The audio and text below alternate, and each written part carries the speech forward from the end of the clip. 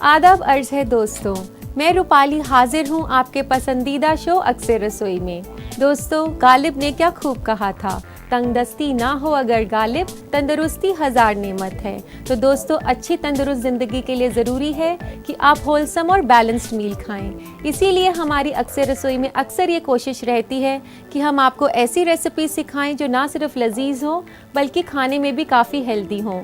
इसी के साथ मैं आपको बता दूं कि आज की हमारी पहली रेसिपी है गोश्त दो प्याज़ा। तो आइए इसे बनाना शुरू करते हैं।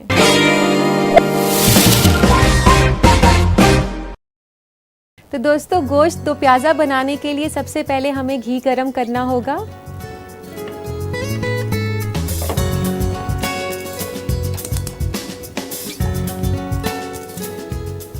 यहाँ मैं डाल रही हूँ 1 से 2 बड़े चम्मच घी के। ये देसी घी लिया है मैंने।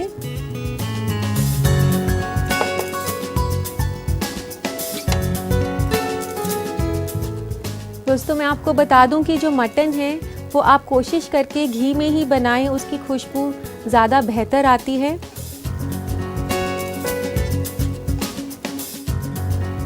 दोस्तों, घी गरम हो चुका है। हमने इसमें डालना है छोटी इलायची और साबुत लाल मिर्च। 1 से 2 छोटी इलायची मैं इसमें डाल रही हूँ। इलायची को आप खोलकर डालें।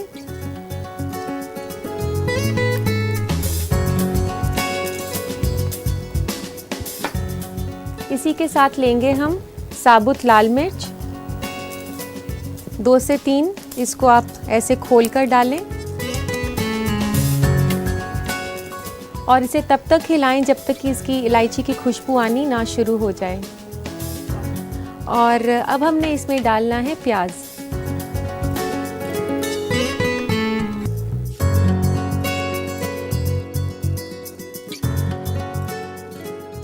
दोस्तों, यहाँ पर मैंने तकरीबन 4 बड़े प्याज लिए थे और उनको मैंने कद्दूकस किया हुआ है, या आप उसका मिक्सी में पेस्ट भी बना सकते हैं। जैसा आपको कन्वीनियंट लगे उसके हिसाब से आप इसको प्याज को कर सकते हैं। तो दोस्तों, ये प्याज को हमने तब तक कुक करना है जब तक कि ये हल्का सा ब्राउन नहीं हो जाए। दोस्तों, मैं आपको बता दूं कि ये जो मुगलई रेसिपी है ये काफ़ी पॉपुलर है और ख़ास तौर पर नॉर्थ इंडिया के रेस्टोरेंट में ये आपको आसानी से देखने को मिल जाएगी। दोस्तों, इसे गोश्त दो प्याज़ा इसलिए कहा जाता है क्योंकि इसमें प्याज 2 दफ़ा डाला जाता है और नॉर्मली जितना प्याज एक रेसिपी में यूज़ किया जाता है उससे दुगनी मिकदार में इस रेसिपी में प्याज यूज़ किया जाता है। तो दोस्तों, प्याज को भुनने में काफ़ी वक्त लगता है, तकरीबन इसमें 10 मिनट लग जाएंगे। तो दोस्तों, आप देख सकते हैं कि ये प्याज जो है काफ़ी ब्राउन हो गया है और आप ध्यान रखें कि प्याज ब्राउन हो जाना चाहिए। अगर आपका प्याज अच्छे से ब्राउन नहीं होता तो मटन का कलर भी जो है वो अच्छा नहीं आएगा। तो दोस्तों, अब हमने इसमें डालने हैं सारे सूखे मसाले। सबसे पहले मैं डाल रही हूँ देगी मिर्च, आधा चम्मच देगी मिर्च, 1 चम्मच सौंठ पाउडर जो कि अदरक का पाउडर होता है। इस डिश में काफ़ी इम्पॉर्टेंट है जो ये सौंठ पाउडर मैंने डाला है। 1 छोटा चम्मच धनिया पाउडर और 1 छोटा चम्मच लाल मिर्च का पेस्ट। इसी के साथ सूखे मसाले डालने के साथ साथ आप डालेंगे थोड़ा सा पानी।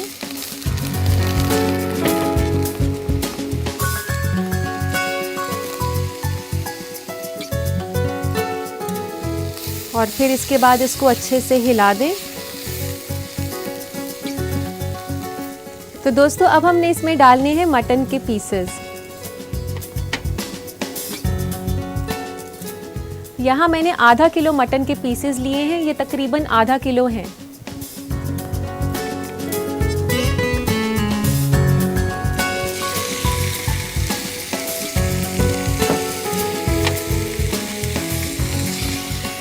ये जो मटन के पीसेस हैं ये मैंने लेग पीस यानी कि रान पीसेस लिए हैं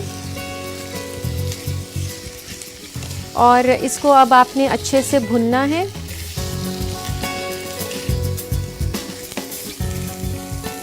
मटन को आपने काफ़ी अच्छे से मसाले के साथ भुनना है उसके बेहतर टेस्ट के लिए।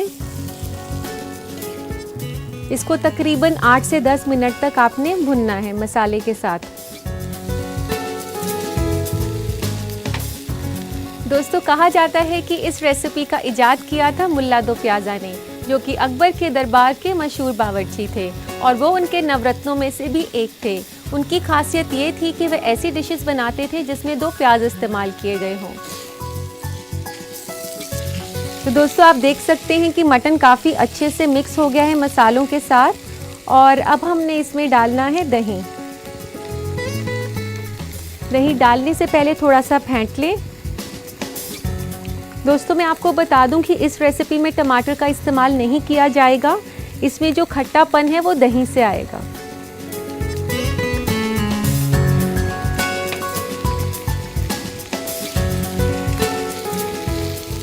जब आप दही डालें तो आपने ध्यान रखना है कि आप आंच को धीरे कर लें और धीरे धीरे करके इसमें दही डालें और इसमें तकरीबन मैं 1 से 1.5 कप दही डाल रही हूँ।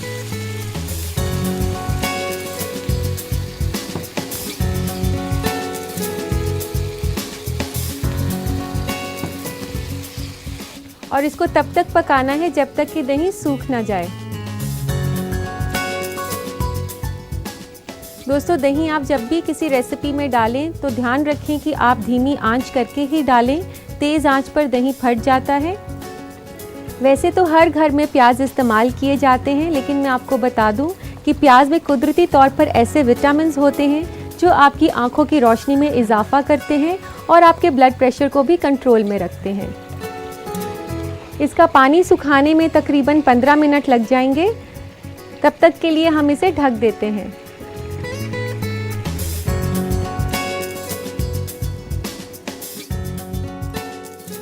पंद्रह से 20 मिनट हो चुके हैं। आइए इसे चेक करते हैं।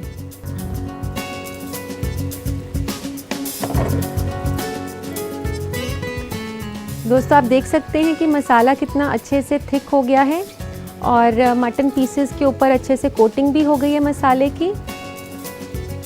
और अब बारी है इस गोश्त दो प्याज़ा बनाने की, यानी कि अब हम फिर से डालने वाले हैं इसमें प्याज, लेकिन इस बारी हम डालेंगे थोड़ा सा बड़ा कटा हुआ प्याज।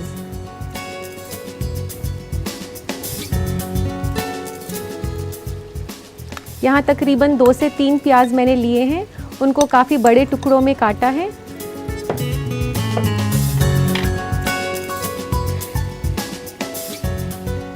प्याज डालने के बाद इसे फिर से अच्छे से हिलाएं।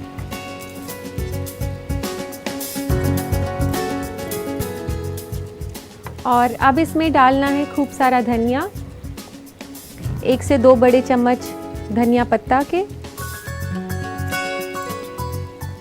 इससे काफ़ी अच्छी खुशबू आएगी और ये किसको टेस्ट भी देगा।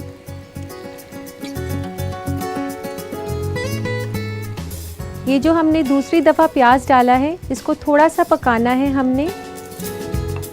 और अब डालेंगे हम पानी, तकरीबन 1/4 कप।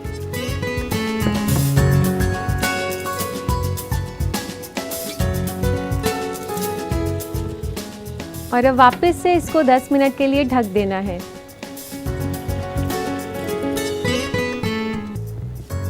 तकरीबन 10 मिनट हो चुके हैं, तो आइए इसे चेक करते हैं।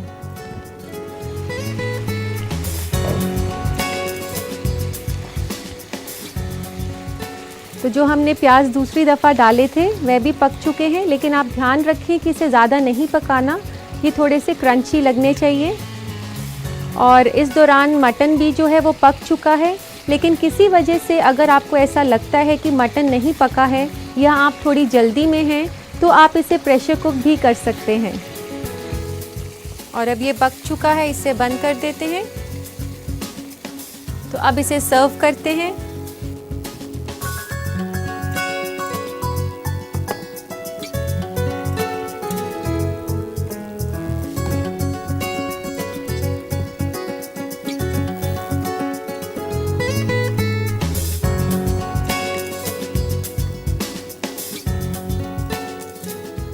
दोस्तों आप देख सकते हैं कि ये ड्राई मसाला डिश है और अगर आपको इसकी ग्रेवी बनानी है तो आप थोड़ा सा पानी डालकर भी बना सकते हैं। और अब हमें इसे गार्निश करना है। गार्निश करेंगे हम धनिया पत्ता से। थोड़ा सा डालें आप धनिया पत्ता और थोड़ी सी फिटी हुई दही।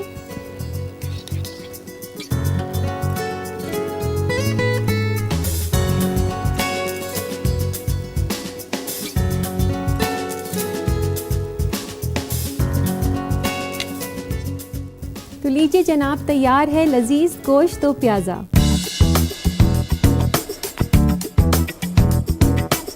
तो देर किस बात की, आज ही इसे बनाएं अपने बावर्ची खाने में और अपने घर वालों को खिलाएं। लेकिन इससे पहले नजर डालेंगे हम इस रेसिपी के रिकैप पर। गोश्त दो प्याज़ा बनाने के लिए हमें चाहिए 500 ग्राम बकरे की रान, 4 अदद बड़ी प्याज कद्दूकस की हुई, 1 से 2 बड़ा चम्मच घी, 2 कप दही, 1 से 2 अदद छोटी इलायची, 2 से 3 अदद साबुत लाल मिर्च, आधा छोटा चम्मच देगी मिर्च, 1 छोटा चम्मच लाल मिर्च का पेस्ट, नमक हस्बे जायका, 1 छोटा चम्मच धनिया पाउडर, 1 छोटा चम्मच सौंफ पाउडर, 2 से 3 अदद कटी हुई प्याज, 2 बड़ा चम्मच हरा धनिया और गार्निश के लिए हरा धनिया और दही। सबसे पहले पैन में घी गरम करें, उसमें मिलाएं छोटी इलायची, साबुत लाल मिर्च और हल्का फ्राई कर लें। फिर मिलाएं कद्दूकस की हुई प्याज और तब तक फ्राई करें जब तक प्याज भूरा ना हो जाए। उसके बाद मिलाएं देगी मिर्च, सौंफ पाउडर, 1 छोटा चम्मच धनिया पाउडर, 1 छोटा चम्मच लाल मिर्च का पेस्ट, थोड़ा सा पानी और पका लें। फिर मिलाएं गोश्त की रान और उसे अच्छे से फ्राई कर लें। दही लें, उसे फेंटें और धीरे धीरे पकते हुए गोश्त में मिला दें धीमी आंच पर। तब तक पकाएं जब तक दही सूख ना जाए। फिर कटी हुई प्याज मिलाएं, उसमें मिलाएं हरा धनिया, थोड़ा पानी, ढक दें और 10 मिनट और पकाएं। पकने के बाद प्लेटर में परोसें और गार्निश करें हरा धनिया और दही से। लीजिए तैयार है गोश्त दो प्याज़ा।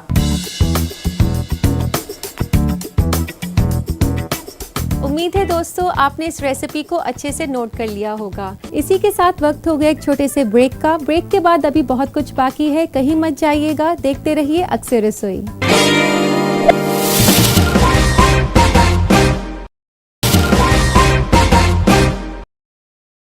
ब्रेक के बाद आप सभी दोस्तों का खैर मकदम है।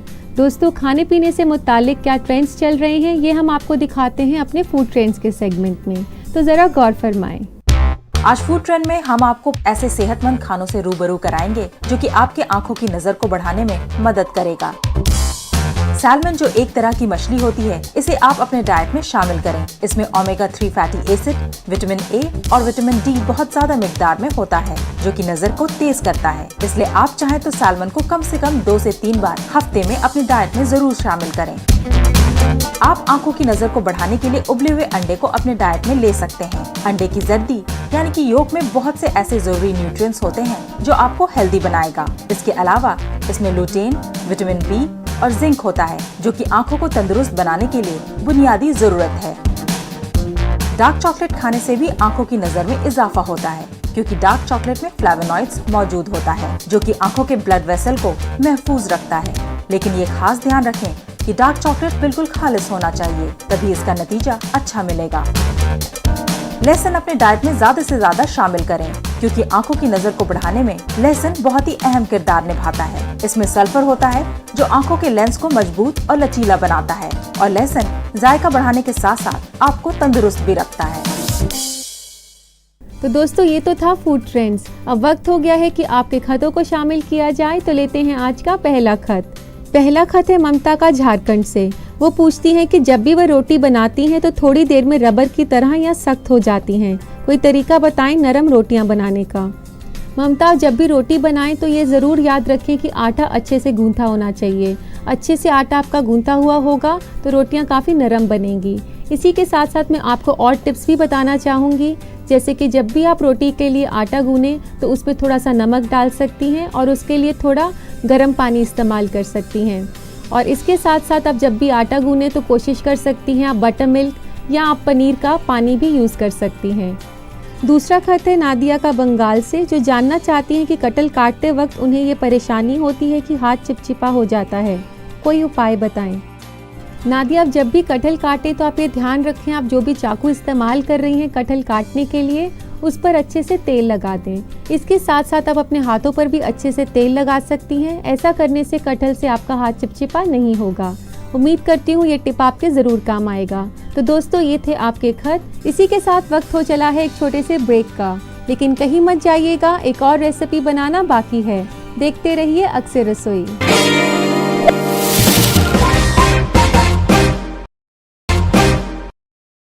ब्रेक के बाद आप सभी दोस्तों का खैर मकदम है। आप देख रहे हैं अपना पसंदीदा प्रोग्राम अक्सर रसोई और मैं हूं आपकी दोस्त रूपाली। मैं आपको सिखाने वाली हूं बेहद ही रिफ्रेशिंग ड्रिंक जिंजर लेमनेड।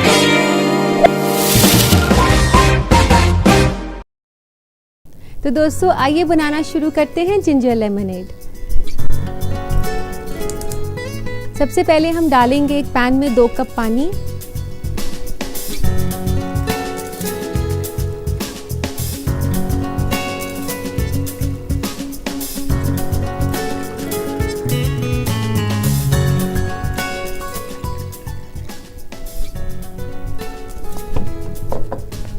और इसमें डालेंगे हम आधा कप चीनी।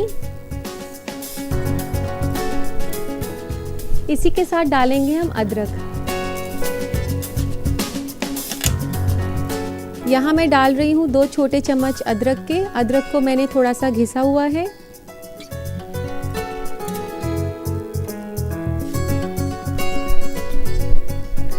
दोस्तों, इस मुरक्कब को आपने तब तक पकाना है जब तक कि चीनी अच्छे से घुल नहीं जाए और अदरक का रस इसमें जो है अच्छे से मिल जाए। जिंजर लेमनेड यानी नाम से ही पता चल रहा है कि ये नींबू और अदरक के रस का मुरक्कब है।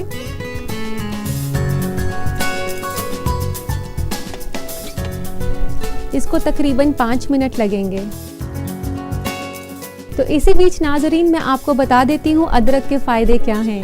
अदरक का खाने में इस्तेमाल करने से ये आपको दिल की बीमारी से महफूज रखता है और अदरक का कॉम्बिनेशन अगर लेमन के साथ किया जाए तो सोने पे सुहागा है।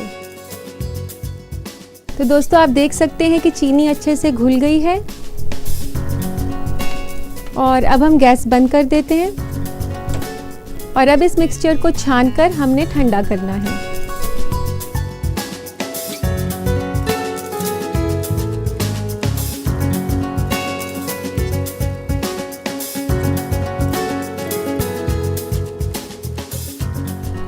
तो दोस्तों, इस मिक्सचर को अच्छे से छान ले ताकि अदरक के पीसेस जो हैं वो पानी के साथ ना आए। और अब इस मिक्सचर को रखेंगे हम थोड़ी देर ठंडा करने के लिए।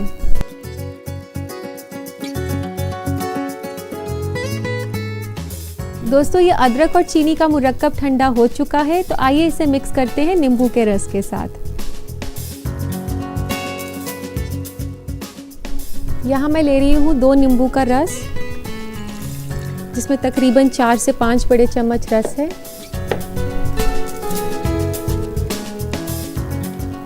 और इसमें डालूंगी मैं आइस।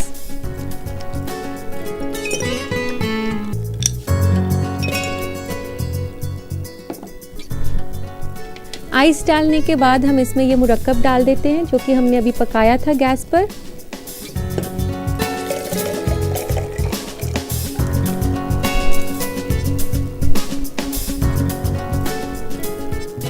और अब इसे अच्छे से मिक्स कर लें। नींबू जिस्म से निकलने वाली पसीने की शक्ल में पानी को जल्द ही पूरा करता है और इसमें काफ़ी विटामिन सी होता है जो आपके लिए काफ़ी मुफीद है। तो अब हमने इसको सर्व करना है, जिंजर लेमनेड को।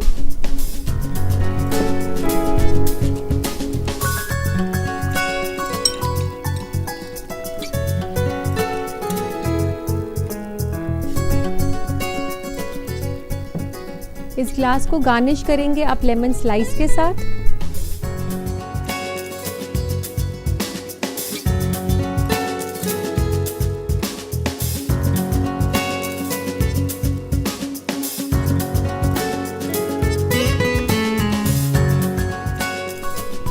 अब इसे लगा दें आप ग्लास के रिम पर और इसके साथ गार्निश के लिए आप यूज़ कर सकती हैं पुदीने की पत्ती।